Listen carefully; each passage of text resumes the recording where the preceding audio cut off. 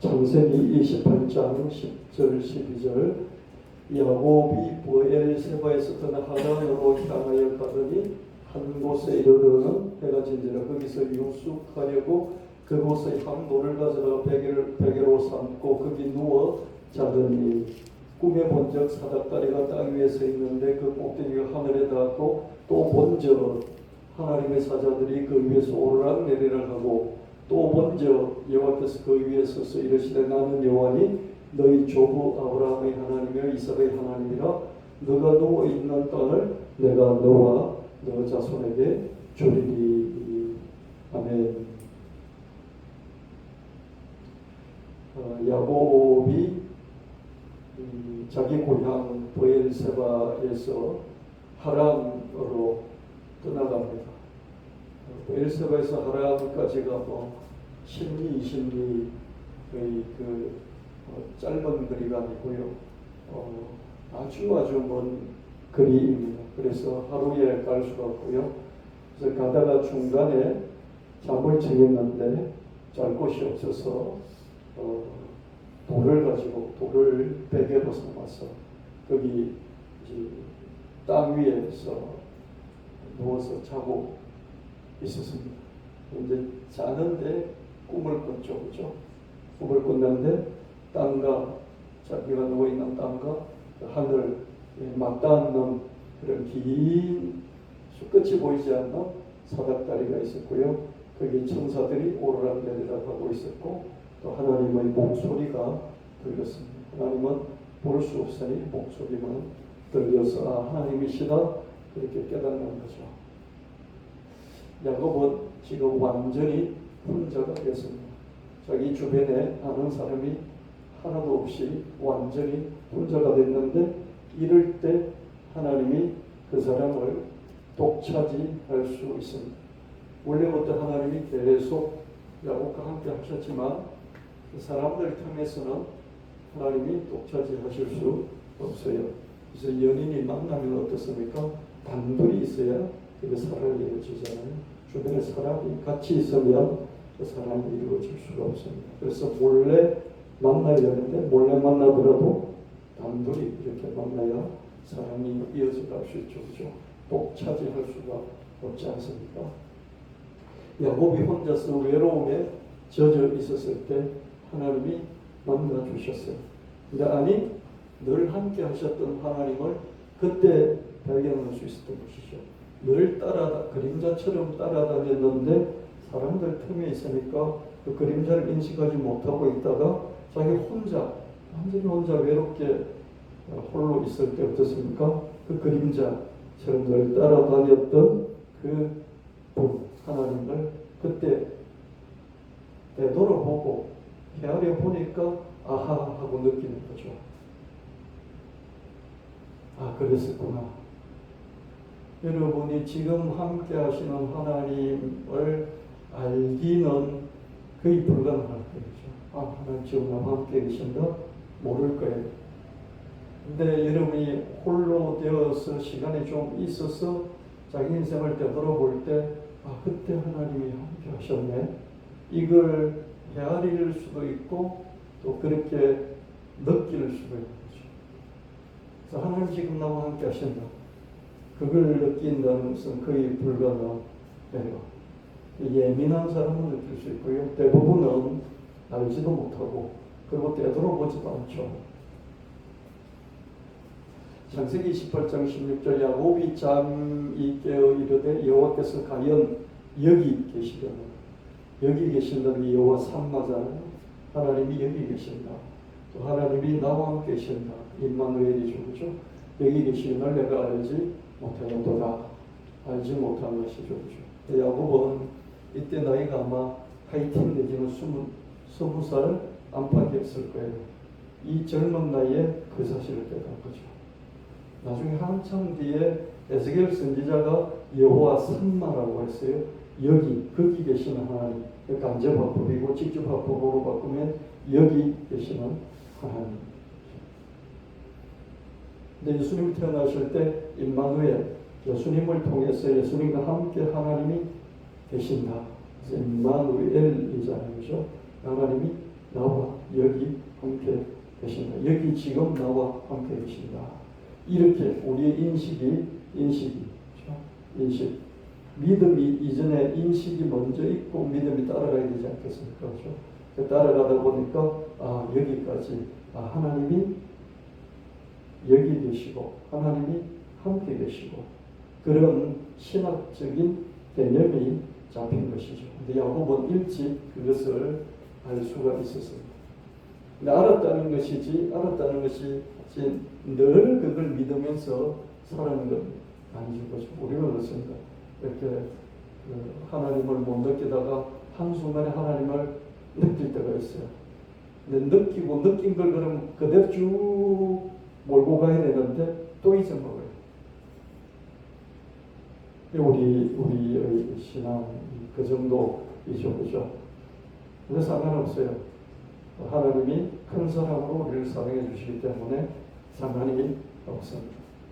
하나님들 함께 하시지만 사람에 치이고 일에 치이고 자기 생각에 치여서 혼자 있어도 자기 생각에 가득 차 있잖아요. 혼자 있는 시간도 자기 생각에 가득 차 있어요. 그게 염려, 근심, 걱정, 계획 뭐 그런 것일 수 있죠. 그죠? 그게 가득 차 있죠. 그래서 하나님이 함께 계셔도 못 느끼는 거죠.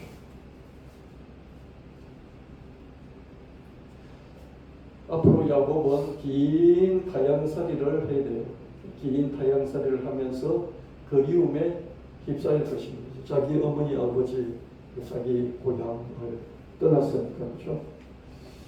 그 그리움을 이기려면 열심히 일을 해야 하고요. 또 새 사람들도 사귀어야 하죠. 우리 인생이 그래요. 그렇죠. 열심히 일을 해야 되는 거죠.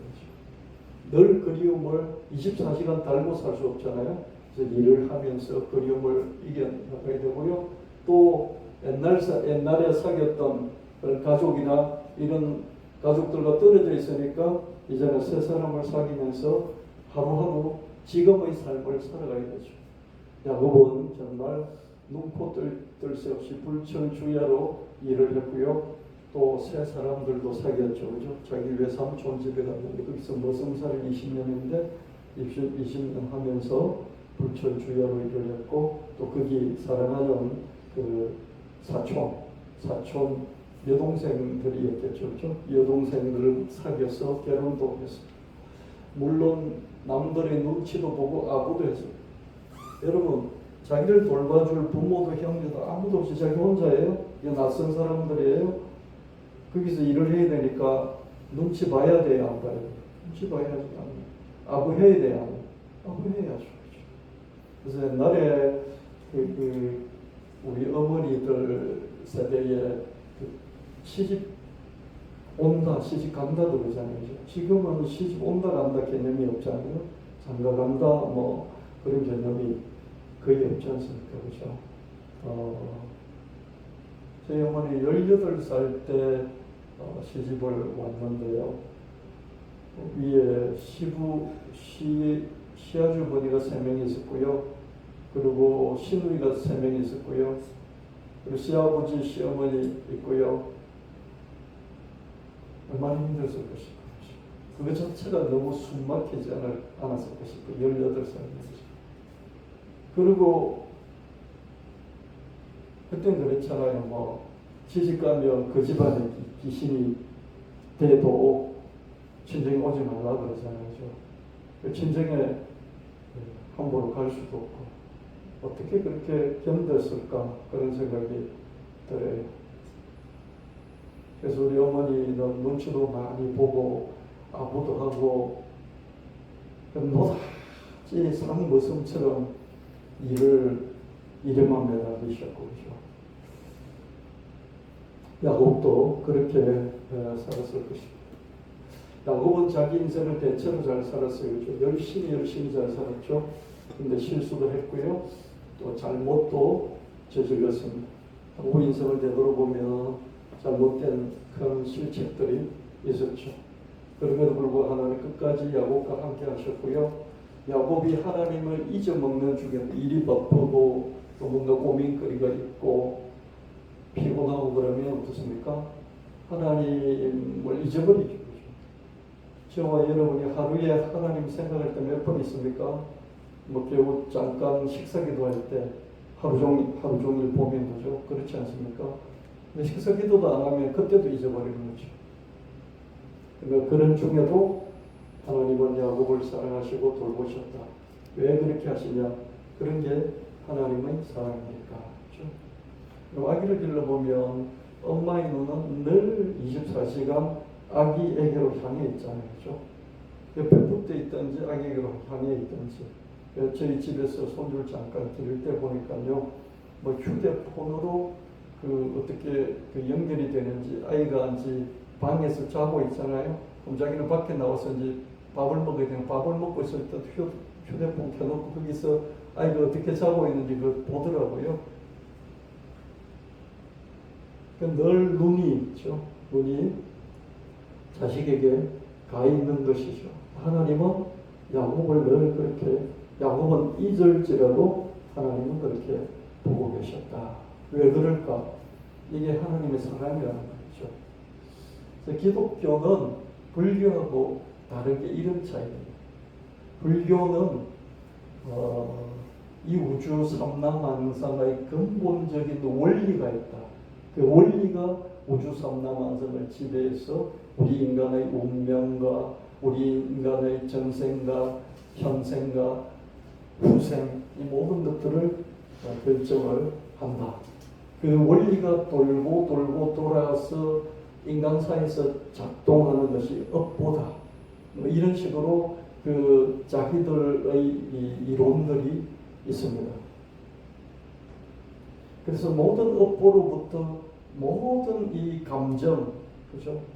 뭐 어리석거나 또 분내거나 또는 욕심이 많거나 거기서부터 이런 감정으로부터 벗어나서 해탈하는, 거기서부터 완전히 자유로워져서 최대 절대적인 정막의 고요함 속으로 들어가는, 이것이 최고의 목표예요. 불교의 최고의 목표. 해탈한다는 게 뭐냐면은 우리가 살면서 갖게 되는 오욕칠정의 감정적인 격정의 바다에서 탈출해서 최고의 고요한 정막 가운데 들어가서 어떤 거침도 없는 평정의 자유한 상태에 있는 것, 그게 불교의 최고의 목표예요. 그런데 기독교는 어떻습니까? 하나님이 되게 격정적이잖아요. 최고의 신이라는 하나님이 격정적이에요. 화도 내시고, 그리고 한번 딱 집어서 사랑하면요, 그러니까 잘하든지 못하든지 끝까지 따라다니면서 사랑해요. 그래서 불교는요, 기독교 신을 핫발이라고 해요. 핫발. 자기들은 감정을 뛰어넘으려고 하는데, 그죠? 감정으로부터 자유로워지려고 하는데 어떻습니까? 기독교 신은 맨날 감정적인 것 같거든요. 그렇잖아요? 한번 사랑하니까 끝까지 사랑하고. 이게 뭐, 이런 게 있어서 벗어나는 게 해탈 같지 않습니까? 사랑하는데 그게 매여 있는 느낌이 들잖아요? 근데 기독교의 하나님은요, 성경 아무리 연구를 해봐도요, 기독교 하나님은 감정이 늘 살아있는 하나님. 물론 감정을 초월해 계시기도 하지만은 감정을 그대로 정렬하게 드러내시는 그런 하나님이세요. 그 두 개가 같이 있는 그런 하나님이세요. 저는 이 하나님이 진짜 실제적인 하나님이다, 그렇게 믿습니다. 그래서 너무 안심인 거예요. 내가 돌을 열심히 닦아서 해탈을 못할지라도 하나님 나를 끝까지 책임지시니까 내가 지금 자유함을 누릴 수 있는 거예요. 자기를 끝까지 믿어주고 끝까지 받아주는 그런 부모가 있다면 그 자식은 어디서든지 평안하지 않겠습니까? 그렇죠? 아무리 잘못해도 돌아갈 수 있으니까. 그렇죠? 우리 하나님은 그런 하나님이시다. 그래서 기독교는 예정과 섭리와 선택, 이런 걸 하나님 미리 정해놓고, 니는 내 아들이다 내 딸이다 미리 정해놓고, 그리고 어느 날 선택을 하시고, 미리 정했기에 이미 선택이 된 거지만 선택받은 자가 알기까지는 선택하는 순간이 있겠죠. 그죠? 아멘. 너는 내 거다라고 내가 미리 정해놨지만은 상대방이 그걸 알아차렸을 때 내 선택하는 그 순간을 상대방이 기억하는 순간이 있겠죠. 그죠? 그때가 선택이고요. 그러고 난 뒤에 선택하고 난 뒤에 쭉 붙잡고 끌고 가는 큰 의미에서, 작은 의미에서는 자기 하고 싶은 일을 하는 것 같지만 큰 의미에서는 하나님 쭉 끌고 가시는 섭리, 이게 있어요. 그래서 우리는 맡기고, 하나님께 절대적으로 맡기고 자기 인생을 죽든지 살든지 이 세상에서 편안하게 살 수 있을 것 같습니다. 이게 기독교 신앙입니다. 창세기 39장 20절 23절 이에 요셉의 주인이 그를 잡아 옥에 가두니 그 옥은 왕의 제수를 가두는 곳이었더라. 요셉이 옥에 갇혔으나 여호와께서 요셉과 함께 하시고 그에게 인자를 다하사 간수장에게 은혜를 받게 하시며 간수장이 옥중 제수를 다 요셉의 손에 맡김으로 그 재반 사물을 요셉이 처리하고 간수장의 손에 맡긴 것을 무엇이든지 살펴보지 아니하였으니 이는 여호와께서 요셉과 함께 하심이라. 여호와께서 그를 범사에 형통하게 하셨더라. 요셉은 자기 잘못도 하나도 없이 감옥에 갇혀버렸어요. 그럼에도 불구하고 하나님 함께 하셨고 간수장에게 은혜를 받게 하셨으므로 하나님 감옥에서 하는 모든 일을 형통하게 잘 되게 해주셨다. 이런 말씀입니다. 요셉은 얼마나 억울하고 또 외로웠을까. 감옥에 갇혔는데 그 감옥이 자기 고향의 감옥이 아니고요, 멀리 이집트로 인신매매 당해서 노예로 팔려가서 그 이국 땅에서 모든 낯선 외국인들 있는 그 틈에서 어떻습니까? 감옥 생활을 했어요. 여러분, 팔레스타인 지역, 지금 가나안 지역, 팔레스타인 지역의 사람들하고요, 그리고 저기 이집트 사람들하고요, 생김새도 체형도 다 다를 것 같아요. 그렇죠? 여러분, 우리가 타지에서, 그죠? 저는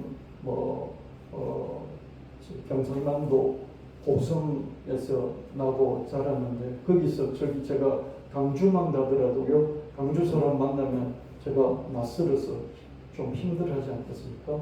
강주 사람도 부산에 오면 마찬가지겠고요. 우리나라인데도 그런 게 지금은 거의 없겠지만, 그죠? 옛날에 그런 것들이 더 있었을 겁니다. 근데 그 어린 나이에, 그죠? 아직 20살도 안 된 어린 나이에 붙잡혀서 노예로 팔려서 그 이집트에 가서 이렇게 있는데, 그것도 일을 잘하다 감옥에 갇혔는데 얼마나 힘들겠어요. 그죠? 땅도 낯설고 모든 것들이 낯설고 사람들도 낯설어요. 그렇지만 하나님께서 함께 하셨습니다. 이국 땅에서 혈혈단신으로 하루하루 살아가야 했어요. 억울하고 외롭고 그랬겠지만 혈혈단신 하루하루 살아가야 했습니다. 요셉은 열심히 일할 수밖에 없었고요. 그래서 일 잘한다고 인정도 받았습니다. 하나님이 함께 하시며 형통하게 도와주셨어요. 요셉은 하나님의 함께 하신다 도우심을 종종 느끼곤 했을까? 자기가 열심히 하고 또 지혜롭게 해서 일처리가 잘 돼서 칭찬도 받고 인정도 받았지만은 하나님이 함께 하셔서 형통하게 했다. 그렇게 성경 기록하고 있는데, 하나님 나와 함께 하셔서 내가 일이 참 잘 되는구나, 그걸 느꼈겠냐. 요셉은 아마 거의 못 느꼈을 거예요. 왜 그렇습니까? 아직 너무 어린 나이에요. 아직 너무 어린 나이인데, 하나님 나를 도와주시니 이렇게 감사하다, 이런 걸 느낄 정도의 어떤 그런 신앙이 아직 안 되는 거죠. 그냥 하나님께 기도도 했겠죠. 도와주시라고.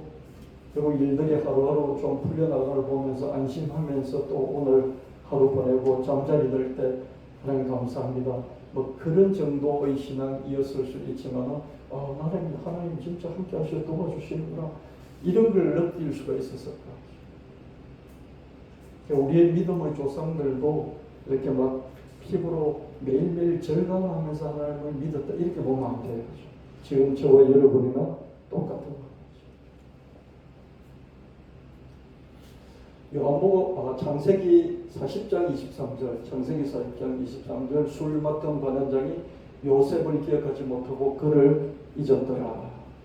요셉이 거기서도 희망을 걸고 술 맡은 관원장, 바로 황제, 파라오 황제를 섬기던 술 시중 들던 그런 높은 비서실장이 잘못해서 감옥에 갇혔는데, 그 비서실장이 꿈을 해석해 주면서 당신은 사흘 후에 복직을 하게 될 것입니다. 복직할 때 나를 기억해서 당신 높은 자리에 있으니까, 나는 아무 잘못도 없이 여기 들어왔으니까 나를 빼내달라. 그게 신신당부했어요. 근데 진짜 사흘 만에 복직을 했거든요. 근데 잊어버렸어요. 여러분, 어떤 지위에 있는 사람들이요, 밑을 돌아보지 않아요. 자기 밑을요. 높은 자리에 있는데 자기 밑을 돌아보는 사람들은 정말 훌륭한 분들이에요. 여러분, 국회의원이면요, 장관 되고 싶어 하고요, 대통령 되고 싶어 하지, 밑에 어려운 사람들 돌보기 위해서 정치를 하는 사람은 없어요. 그게 하나도 없다고 봅니다. 간혹 그런 사명을 가지고 계속 나아가는 분들도 있겠고, 대부분은 위를 바라보면서 더 나아지려고 하지 밑을 내려다보지 않는 거예요.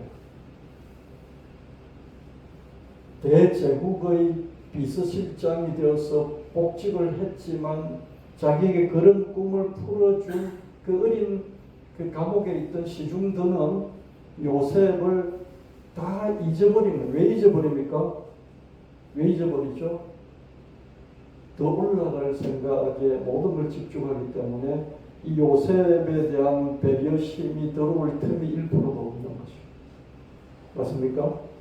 더 부자가 되려고 하고요, 더 높아지려고 하기 때문에 어렵습니다. 그 사람이 자기보다 한 단계 낮춰서 뭔가 이렇게 사람들과 사귀고 함께 한다는 것은 엄청난 일이에요.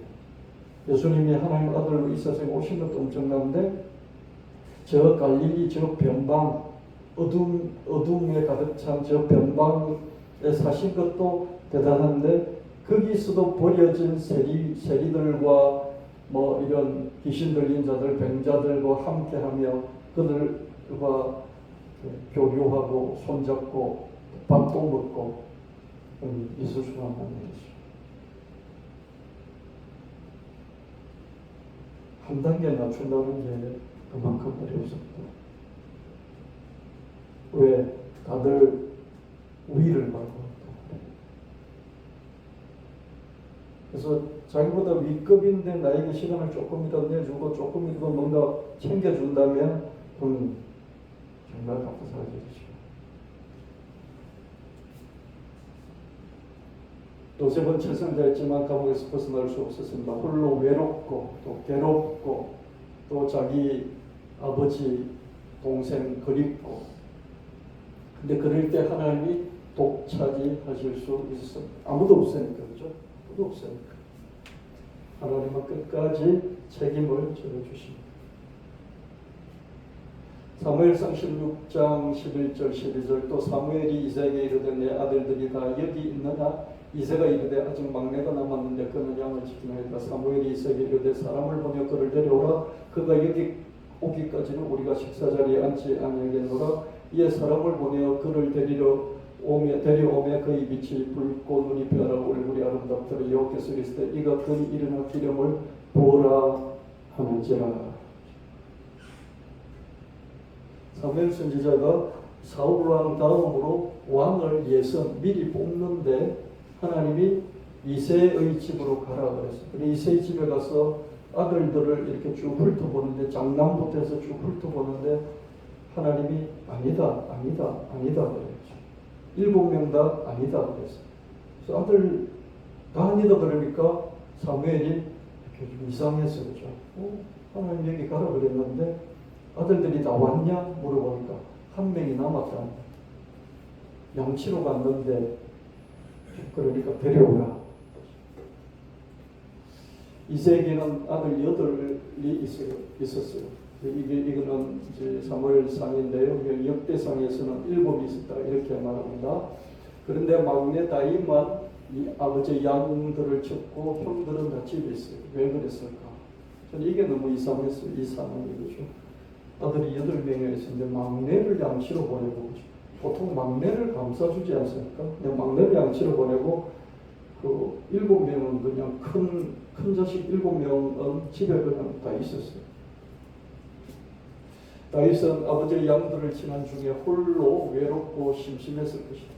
여러분, 양이나 소를 먹여보면요, 혼자서 소가 배가 불룩해질 때까지, 그죠? 소를 먹여야 돼요. 소를 먹인 게 끌고 다니면서 먹이는 게 아니라 산에 풀어놓으면 산에 돌아다니는 소가 이제 다 먹죠, 그죠? 다 먹고 나면 올라가서 데리고 내려와서 집으로 가면 되죠, 그죠? 근데 그 다 먹기까지가, 그죠? 몇 시간이 걸릴까요? 4시간, 5시간 불을 떠대야 배가 불룩해져요. 산에 돌아다니면서. 그때 얼마나 심심할까요? 물론 뭐 호랑이나 곰이 나타나서 소를 잡아 먹을 수 있었지만 제가 치러 다닐 때는 호랑이, 곰이 없었어요. 기껏해야 나타나는 게 살쾡이 정도밖에 없었어요. 저도 이 설교를 준비하면서 그런 기억이 나네요. 소먹이로 여름은 장마철이라서 갑자기 비가 내리잖아요. 소나기를 그렇게 맞으면서 소 치고 풀 뜯어먹게 하고 오라 그러니까 그 데리고 와가지고 산에 풀어놓고 비가 그렇게 오니까 비를 혼자 맞으면서 그 4시간, 5시간 다 뜯어먹을 때까지 기다렸다가 그 데리고 오는 그런 장면들이 기억이 나는 거죠. 나도 산에 돌아다니면서 그 산에 그 만개라고 있어요. 만개잎이라고요. 만개잎 혹시 아세요? 그리고 이 동그랗게 열매가 맺히는 건데요. 땅에 붙어가지고요. 근데 그게 익으면 빨갛게 돼요. 근데 그게 요즘은 뭐 당뇨에 뭐가 좋다나 그러면서, 그죠? 떡을 만들고 만개떡을 우리 교회에서 밑으로 내려가면요, 만개떡 만드는 집이 있어요.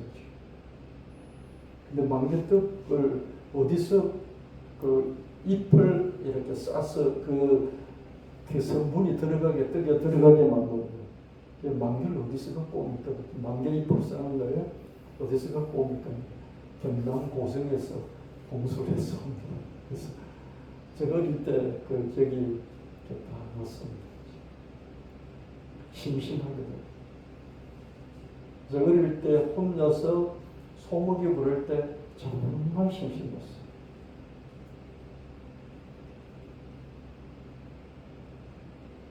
다윗도 심심했을 것 같아요. 그래서 돌팔매질도 하고 또 수금, 기타도 치고 노래도 부르고 그러면서 4시간, 5시간, 뭐 7시간 이렇게 보내고 양 다 배가 빵빵해지면 데리고 물 먹이고 집으로 갔지 않을까 그런 생각을 했습니다. 이런 다윗을 하나님은 독차지하시며 잠잠히 사랑하셨지 않을까? 아무도 없잖아요, 그렇죠? 아무도 없잖아요. 진짜 혼자 있어요. 지금 아이들이 이렇게 혼자 있을 때가 드물지 않아요? 늘 아버지, 어머니 있고 친구들 있고 혼자 있을 때가 있을까요? 요즘 사람들이 어릴 때부터. 근데 이혼한 아이, 어머니, 아버지가 없잖아요, 그렇죠? 그런 아이들은 혼자 있을 때가 있겠죠. 그때 하나님은 독차지하시며 잠잠히 사랑하셨을 것 같다. 훗날 다윗은 왕이 되어서 큰 잘못들도 저질렀어요. 다윗 때문에 많은 사람들이 죽었어요. 다윗이 잘못 선택합니다. 또 자기의 아주 그 충성된 부하 장군도 간접적으로 죽이게 만들었잖아요. 나쁜 짓, 큰 나쁜 짓을 많이 했어요. 그럼에도 불구하고 하나님은 그 어릴 때 다윗을 잠잠히 사랑하셨잖아요. 그 추억을 잊지 않으시고 그 추억을 상기하시면서 끝까지 다윗을 책임져 주셨어요. 잘못했다고 나무라 시기도 했죠, 그죠? 야단도 치셨지만 버리지 않았죠, 그죠? 사울을 버리듯이 버리지 않으셨습니다. 이게 하나님의 사랑입니다. 그럼 2차 세계대전을 구한 2차 세계대전을 히틀러의 손에서 구한 가장 위대한 사람 한 사람 꼽으라 그러면 누구죠? 물론 루즈벨트죠, 그죠? 루즈벨트가 나중에 전쟁 개입함으로써 2차 대전을 독일로부터 승리를 이끌었죠, 그죠? 근데 그 전에 루즈벨트가 개입하기까지 모든 역할을 최선을 다했던 사람이 처칠입니다. 처칠은 세계를 전쟁에서 구한 가장 위대한 그런 사람입니다. 근데 노벨 문학상을 받았습니다. 그 치열한 속에서 글도 많이 썼어요. 그래서 문학상까지 받았는데요. 이 사람이 갈리폴리 전투 이런 전투를 벌이고 그 해군 장군이 돼가 해군 장관이 돼가지고요. 그걸 지휘하면서 그 잘못 전략을 짜고 선택하는 바람에 수만 명의 자국 군인들을 죽음으로 내몰았어요. 엄청난 허물이 있죠. 그렇죠? 그럼에도 불구하고 전 세계를 히틀러 손에서 구하도록 하나님은 끝까지 이끌어가셨다는 그런 생각이 들었어요. 이순신 장군 때문에 우리나라가 지탱할 수 있었다. 하늘이 이순신 장군을 우리에게 주셔서 조선을 구원할 수 있었다. 거의 맞는 말인 것 같아요. 그죠? 근데 히틀러의 손에서 전 세계를 구원하기 위해서 하나님 처치를 주셨다. 저는 그런 생각이 들었어요. 모든 영웅들이요, 모든 위인들이요, 얼마나 허물이 많이 있는지 몰라요. 이렇게 큰 잘못들이 있거든요. 근데 하나님은 다윗을 끝까지 사랑하시고 책임지셨다. 왜? 그 어릴 때 다윗이 혼자 있을 때 하나님이 그렇게 사랑하셨던 그 기억들을 잊지 않으시는 거죠. 그렇지 않습니까? 어릴 때 젖 먹이면서 길렀던 그렇게 웃고 까르르 웃고 막 그랬던 그 아이, 품의 아이, 1살 박이, 2살 박이 그 길렀던 그 아이가 지금 없다고 칩시다. 그죠? 잊을 수 있겠어요? 절대 잊을 수가 없죠. 그때를 기억하면서 지금 나이가 20살 되고 30살 돼서 좀 잘못한 게 있더라도 어머니는 부모는 끝까지 그 자식을 자기 자식으로 사랑하고 책임질 것입니다. 하나님 사랑은 이런 사랑인 것이죠. 열왕기상 19장 3절 5절 그가 이 형편을 보고 일어나 자기의 생명을 위해 도망하여 유다에 속한 브엘세바에 이르러 자기의 사원을 그곳에 머물게 하고 자기 자신은 광야로 들어가 하루 일정 가서 한 로뎀 나무 아래 앉아 자기가 죽기를 원하여 이르되 여호와의 능력하오 지금 내 생명 거두시옵소서 나는 내 조상들보다 낫지 못하나이다 하고 로뎀 나무 아래에 누워 자더니 천사가 그를 어루만지며 그에게 이르되 일어나서 먹으라 누우지라. 엘리야가 도망을 쳤어요. 엘리야는 바알 선지자들과 갈멜산 대결에서 위대한 승리를 거뒀어요. 그렇지만 이세벨의 협박을 피해서 도망하면서 외로움과 열등감에 휩싸였습니다. 나는 이렇게 큰 승리를 거두고도 또 이렇게 도망을 가야 하는가 하는 그런 열등감, 또 도망치면서 홀로라는 외로움에 휩싸여서 빠져나오지를 못했습니다. 그래서 저 북쪽에서 남쪽 브엘세바까지 도망을 갔어요. 엘리야는 죽음을 자청하며 거기서 로뎀 나무 아래서 누워 잠을 잤어요. 여러분 하다 안 되면 에라 모르겠다는 잠자잖아요. 이 엘리야는 그렇게 자기를 포기하면서 잠을 잤어요. 그런 엘리야를 하나님은 독차지하심에 어루만져 주셨어요. 아무도 없잖아요. 할 일도 없고 아무도 할 수 없고 혼자잖아요. 하나님은 찾아뵈셔서 어루만져 주셨습니다. 열왕기상 19장 8절에 이에 일어나 먹고 마시고 그 음식물의 힘을 의지하여 40주 40야를 가서 하나님의 산 호렙에 이릅니다. 저 북쪽에서 이 남쪽의 브엘세바까지 도망갔다가 거기서 누워 자다가 천사가 음식물을 주니까 그걸 먹고 또 도망쳐서 40주야를 달려서 저 남단에 있는 호렙산까지 도망을 갔습니다. 엘리야는 여전히 혼자라는 생각에 사로잡혀 호렙산까지 달렸습니다. 열왕기상 19장 9절에 엘리야가 그곳 호렙산 그곳 불에 들어가 거기서 머물더니 여호와의 말씀이 그에게 임하여 이르시되 엘리야야 너가 어찌하여 여기 있느냐 너 왜 여기 있어? 너 어째서 여기 있는 거야? 이렇게 하나님 물어보셨어요. 열왕기상 19장 12절 13절 또 지진 후에 불이 있으나 불 가운데도 여호와께서 계시지 아니하시더니 불 위에 세미한 소리가 있는지라 엘리야가 듣고 겉옷으로 얼굴을 가리며 나도 굴러겠으며 소리가 그에게 임하여 이르시되 엘리야야 내가 어찌하여 여기 있느냐 어찌하여 여기 있느냐 9절에서 한번 물으시고요. 또 12절 13절에 가서 어찌하여 여기 있느냐 이렇게 또 물어보시는 거죠. 계속 엘리야에게 물어보십니다. 엘리야는 혼자뿐이라는 고립감을 이기지 못하고 그도 하소연에서 하나님 끝까지 함께 하셨습니다. 14절에서요. 열왕기상 19장 14절에서 그가 대답하네. 두 번째 대답. 똑같은 말을 앞에서 한번 반복하고요. 너 왜 여기 있지? 그러니까 똑같이 또 하소연하면서 두 번째 대답을 합니다. 그가 대답하되 내가 만군의 하나님 여호와께 열심히 유별하오니 이는 이스라엘 자손이 주의 언약을 버리고 주의 제단을 흘려 칼로 주의 선지자들을 죽였으며 오직 나만 남았거늘 그들이 내 생명을 찾아 빼앗으려 하다이다. 오직 나만 남았다. 내 혼자뿐이다. 내 혼자뿐인데 나도 죽게 생겼습니다. 여기에 자기 생각이 사로잡힙니다. 갈멜산에서 하늘에서 불을 내려 바알 선지자 다 이기고 바알 선지자 450명 칼로 쳐 죽인 그런 위대한 승리를 거뒀지만 지금은 내 뿐이다.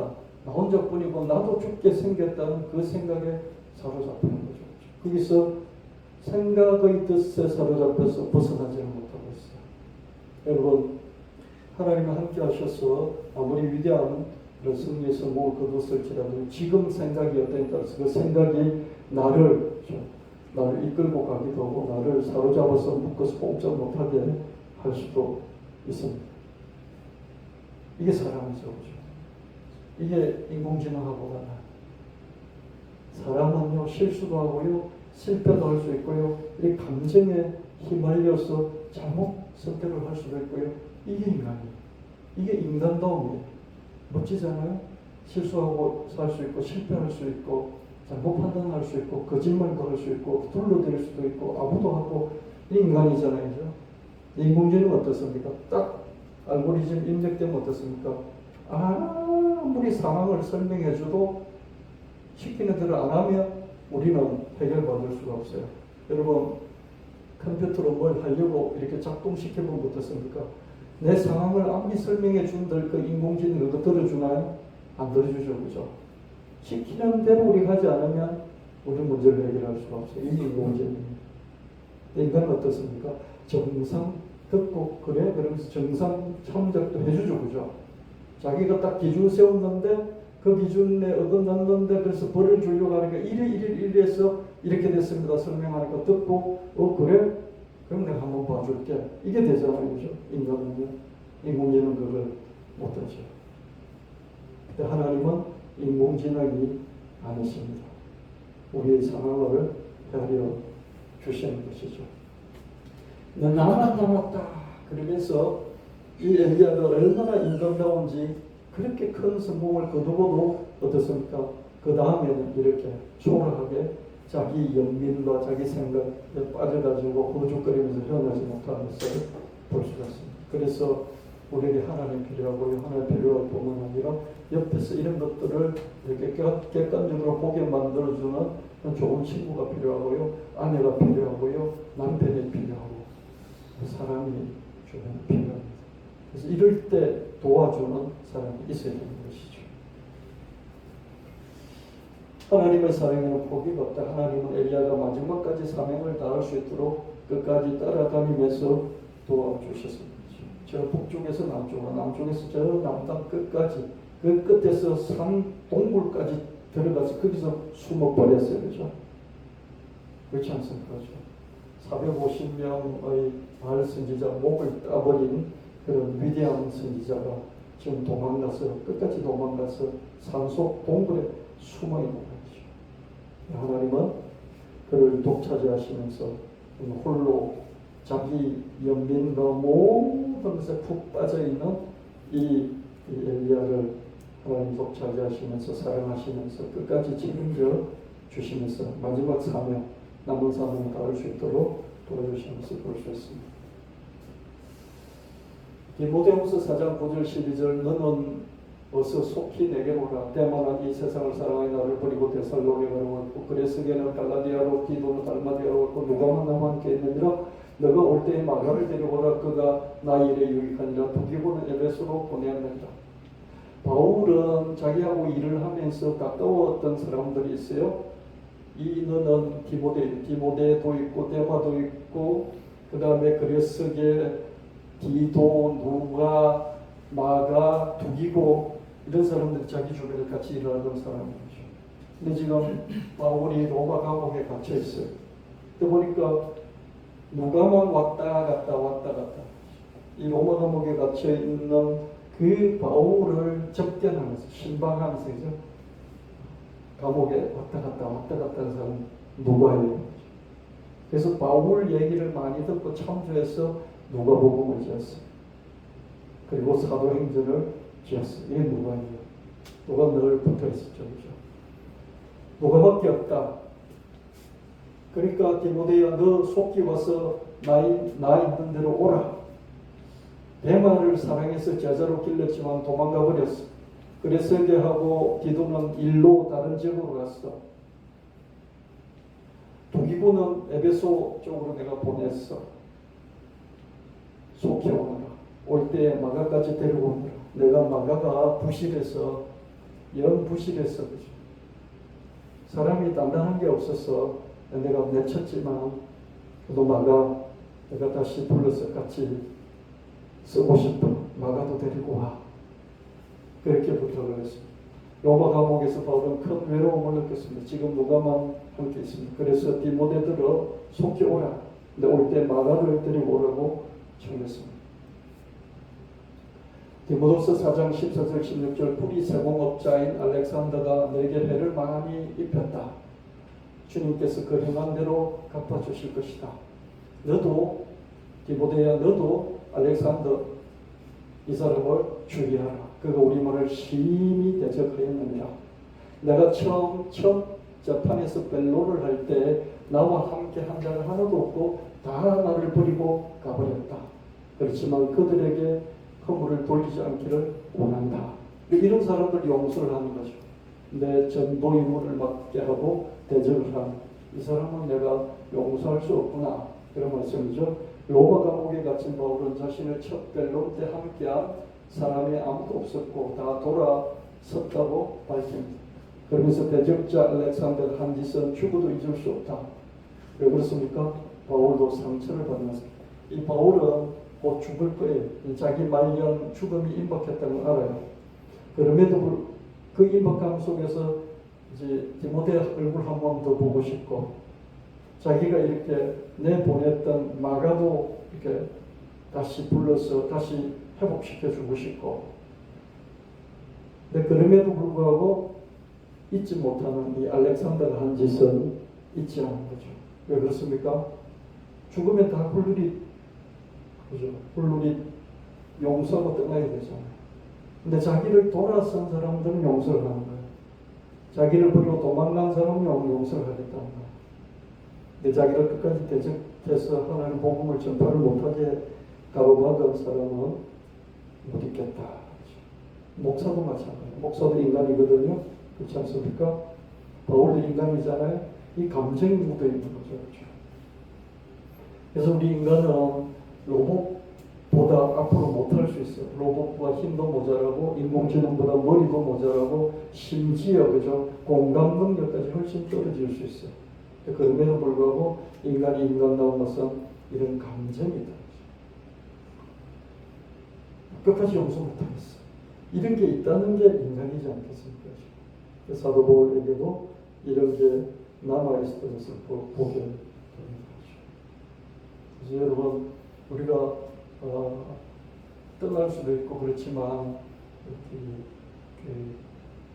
하나님의 복음이 말씀이 전파되어지는 그것을 막아버리는 회왕꾼 대적자가 되는 그것은 우리가 하지 않아야 되겠습니다. 목사나 교회 중직들하고 척을 지을 수는 있어요. 그렇죠? 그렇지만 그게 개인적인 그런 것은 얼마든지 할 수 있겠지만 어떻습니까? 전체적으로 하나님의 복음이 전파되어지는 그것을 대적하는 것이 되어질 때 그거는 판단해서 하지 않도록 하는 그런 게 자기에게 유익이 되겠죠. 그죠? 그러나 바울은 끝까지 함께 하실 주님을 의지를 합니다. 디모데후서 4장 17절 18절 주께서 내 곁에 서서 나에게 힘을 주신 나로 말미암아 선포된 말씀을 온전히 전파되어 모든 이방인이 듣게 하려 하시니 내가 사자의 입에서 건짐을 받았느니라. 주께서 나를 모든 악한 일에서 건져내시고 또 그의 천국에 들어가도록 구원하시리니 그에게 영광이 세세 모통이 있을지라. 이런 상황 속에서 외롭고 괴로운 그런 상황 속에서도 바울은 지금까지 함께 해주셨고 또 앞으로도 함께 하시며 죽음의 순간에도 함께 하실 것이고 죽고 난 이후까지도 책임져 주실 그 예수님을 의지했던 것을 볼 수 있습니다. 바울은 사람들이 버리고 떠나도 자기와 함께 해주시는 예수님, 끝내는 하늘나라 천국에 들어가도록 끝까지 인도해 주신 그런 주님을 의지합니다. 저와 여러분들도 마지막의 아무리 세상을 잘 살아도 마지막에 가장 남아있는 가장 큰 문제가 뭔지 아십니까? 과제가 죽음이죠. 모든 사람은 죽음의 문제를 직면할 수밖에 없어요. 그래서 가장 행복한 사람은 2, 3일 앓다가 죽는 거죠. 그죠? 그런 사람이 가장 행복한 사람. 근데 2, 3일 앓다가 죽는 사람은 정말 드물어요. 요양병원에 있든지 무슨 짤병원에 있든지 입원 중에 있든지 병원에 정말 몇 달 내지 몇 년 있게 되는 그런 삶을 살다가 마지막을 맞이하게 되잖아요. 그래서 모든 사람이 겪는 마지막의 가장 큰 과제입니다. 그래서 이런 것까지도 지금 생각을 해보는 거죠. 그래서 그 모든 과정도 주님을 믿으면서 맡기는 거죠. 되돌아보면 우리는 김사순 권사님을 보내서 많이 마음이 슬프고 괴로웠지만 저희 말씀을 준비하면서 이 사도바울의 심정을 보면서 되돌아보니까요, 독감이 걸리셔가지고 폐렴기가 와서 조금 기침이 많아서 고생하시다가 입원해야 되겠다 입원했어요. 근데 그게 이제 이렇게 치료도 받고 주사도 받고 그러니까 병원에서는 그렇게 힘들진 않았어요. 그래서 한 일주일 계셨는데 제가 생각하기로는 제가 한 2번 신방했을 때 느낀 거로는 돌아가실 때 하루 이틀 정도 그때 힘드셨고 그 잠깐 힘드시고 천당 가셨다. 참 그렇게 생각이 들더라고요. 또 오래 사셨으면 참 좋았겠지만 그래도 언젠간 한번 별세를 해야 되기 때문에 그 별세하는 그 순간을 볼 때 권사님은 잘 돌아가신 편에 속하신다. 그런 생각이 들었습니다. 여러분 집에서든지 병원에서든지 몇 년을 그렇게 하잖아요. 치매가 약간 많이 안 걸려도 약간 걸리고 그죠. 여기저기 또 다른 데 고장이 나고 그러면서 살거든요. 그런 거 생각만 해도 두렵지 않아요? 그죠? 많은 사람들이 죽음을 앞두고 한 80이나 70대, 80대 되면요, 이게 정말 스트레스를 많이 받습니다. 그런데 바울은 어떻습니까? 그 모든 것까지도 끝까지 나를 책임져 주실 그 예수님께 자기를 부탁하는 것을 볼 수 있습니다. 아멘. 우리는 어떤 순간에도 주님께 부탁할 수 있어요. 누가 총칼을 내 목에 들이밀면서 예수님을 부인해 그럼 살려줄게. 그 순간도 맡겨. 이런 생각까지 해봤습니다. 그래서 내가 못 이겼어. 배반을 하고 예수님 안 믿는다고 내가 발설을 했을 때 마음은 믿지만은 안 믿는다고 내가 죽기 싫으니까 했을 때 그때 예수님은 어떠실까?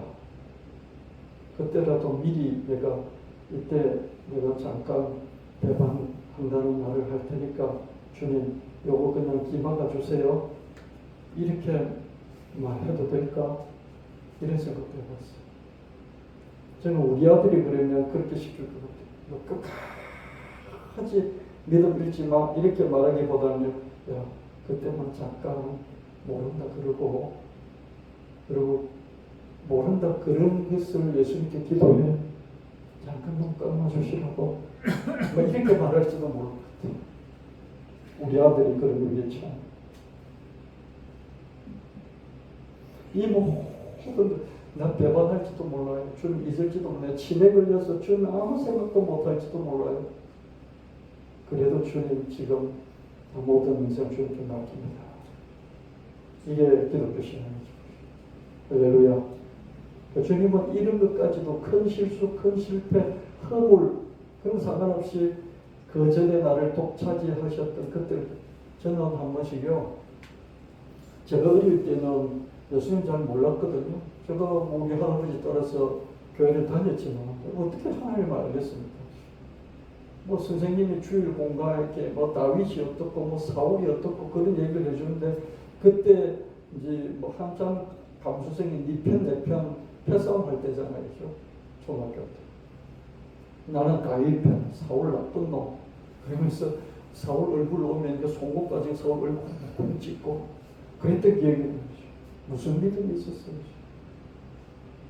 근데 되돌아보면 내가 외로울 때 혼자 있을 때 혼자서 소먹이면서 4시간 5시간 비 맞으면서 아마 눈두커니 있고 그럴 때 하나님께서 나와 함께 하셨다. 그런 것들을 되돌아보면서 이제 안에서 느끼고 그렇게 합니다. 나 혼자뿐이라는 외로움, 고립감, 그리움의 때는 주님이 나를 독차지하실 수 있는 그런 시간이다. 평생 일에 파묻히고 사람에 파묻히고 생각에 파묻혀서 외로울 틈도 없었지 않는가. 종종 혼자만의 시간을 가질 수 있어야 한다. 그래야 주님의 눈길과 손길을 돌아보고 헤아릴 수 있는 그런 틈이 생기기 때문이죠. 어쩔 수 없이 강제적으로 감옥에 갇혔다든지 병이 들었다든지 병실에 혼자 있다든지 외로운 시간 속에 있다면 좀 더 적극적으로 그 시간들을 해석할 수 있어야 됩니다. 주님의 눈길, 손길 이걸 되돌아보면서 헤아릴 수 있는 그런 기회가 되기 때문입니다. 여러분 내가 지금 홀로 고독하게 있다고 해서 주님이 나와 함께 하신다는 걸 느끼고 아는 사람은 거의 드물어요. 왜냐하면 하나님 여기서 벗어나게 해주세요. 그렇게 기도하지 그렇게 하나님을 느끼려고 애를 쓰지 않거든요. 근데 이 시간에 뭐를 할 수 있냐면요. 이렇게 시간 여유가 있으니까 어릴 때부터 쭉 되돌아보는 시간을 갖게 되잖아요. 그때 어느 순간에 그때 하나님 나와 함께 하셨구나. 그걸 헤아리는 그때 함께 하셨네라고 헤아려지는 그런 게 된다는 거예요. 지금 나와 함께 하는 걸 느끼기는 어려워요. 근데 그때 함께 하셨다는 걸 지금 내가 헤아리는 거죠. 그럼 지금도 나와 함께 하실 하나님이시구나. 그러면서 안심하게 되면서 모든 건 나의 이 극한 상황까지도 하나님께 맡길 수 있는. 그래서 상황은 바뀌지 않았는데 평안을 얻을 수 있는 그런 게 가능해져.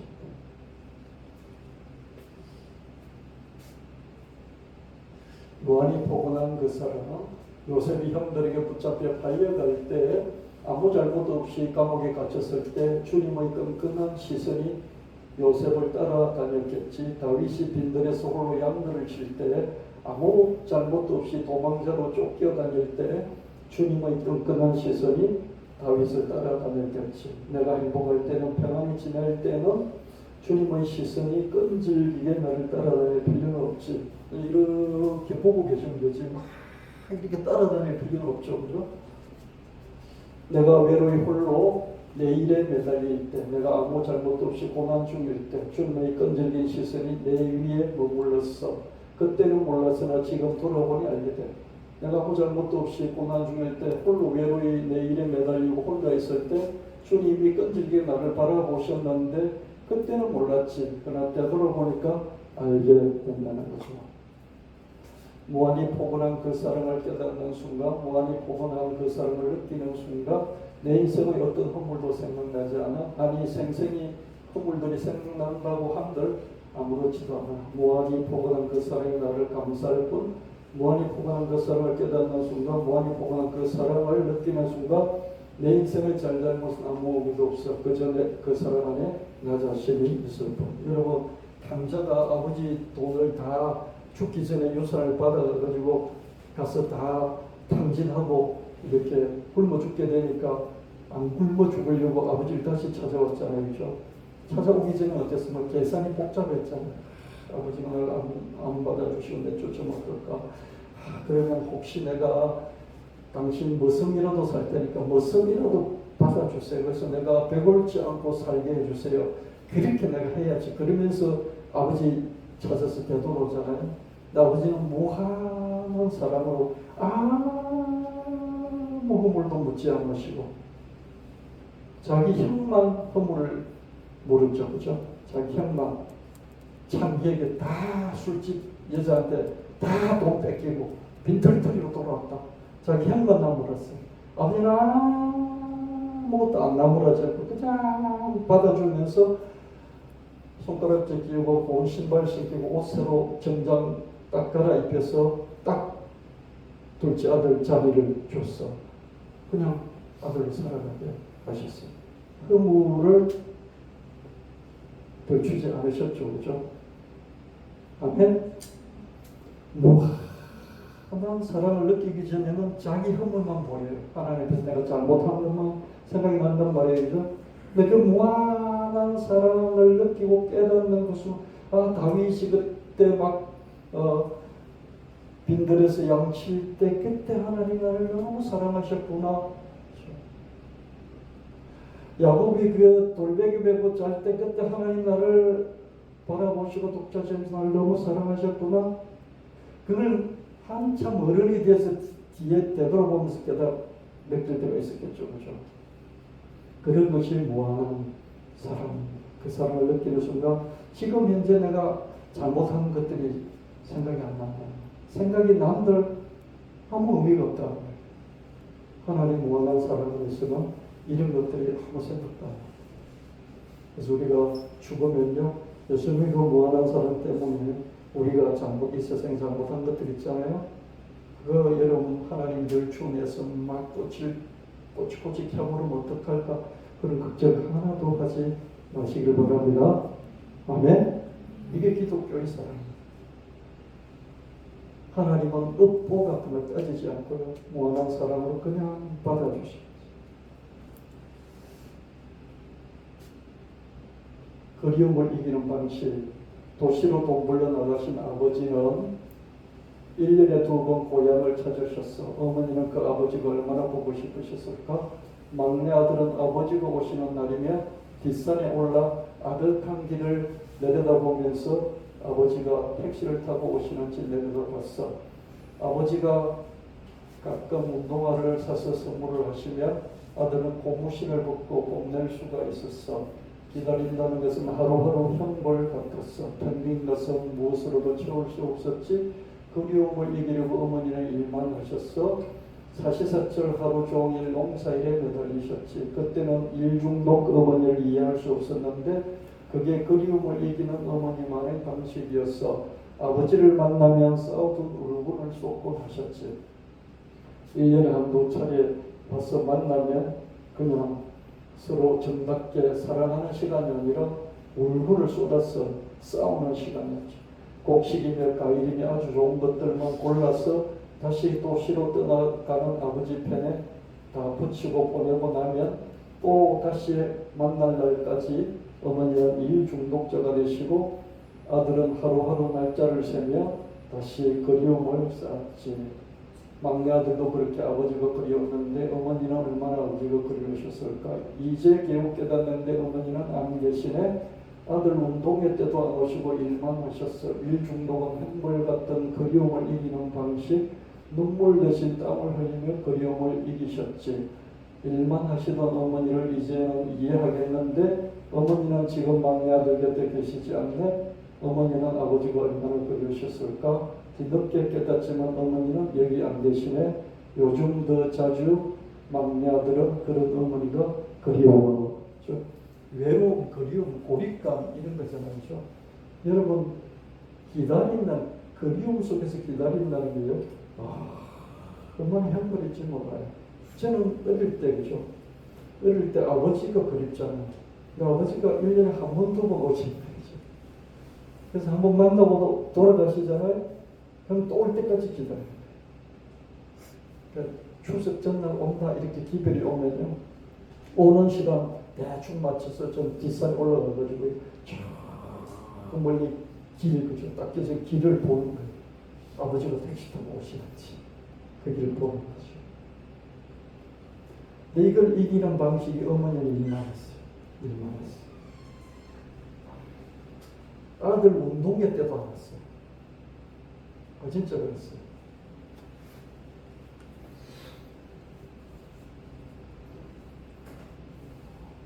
그래서 운동회 때는 엿가락도 사주고 막 그러잖아요. 그죠? 왔어요. 그죠? 엄마가. 근데 제가 우리 엄마가 운동회 때 한 번도 안 하고 엿가락도 안 사주니까 그 고모가, 그죠? 육촌 고모가 와가지고 제게 이렇게 엿을 사주면서 너 엄마 안 왔나? 그러면서 엿을 사주고 그런 기억들이 나요. 그런 외로움을 이기는 방식이 일중독이었던 거죠. 그래서 여러분 일이라는 것은 좋아요. 그래서 건강만 해치지 않는다면 일을 열심히 하면서 사는 것이죠. 그래서 자기 부모 보고 나이든 부모 보고 일하지 말라고 하지 말고요. 어떻게 하든지 건강을 챙겨가면서 일할 수 있으면 좋습니다. 야곱도 일만 노다지 불철줘야 일만 했어요. 잊어야 돼요. 그리움을 잊어야 돼요. 요셉도 일만 했어요. 잊어야 돼요.